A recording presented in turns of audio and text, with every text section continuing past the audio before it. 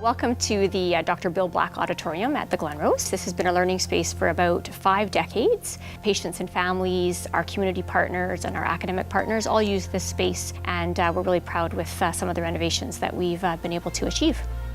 We're sitting in a space that seats about 120 people. It's always been that size, was first created in the 60s. So it's been a heavily used space, but some of the state-of-the-art equipment that we see today and the video conference equipment wasn't available. It was very dated and the space was very dated. We also weren't able to provide accessibility to help individuals who might have sensory or motor disabilities.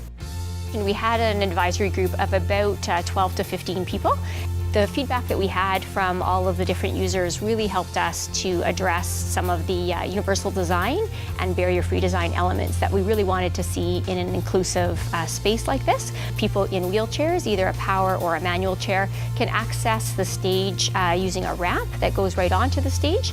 They can access an adjustable height podium that can go either high or low, depending on their needs and comfort with that tool. We also have both electrical and USB ports built into our seating. We were able to do some acoustic paneling and acoustic treatments in the space to aid individuals for their hearing experience. And down below on the floor beneath us, we were able to install an auditory loop system, which helps hearing impaired listeners to have a better hearing experience.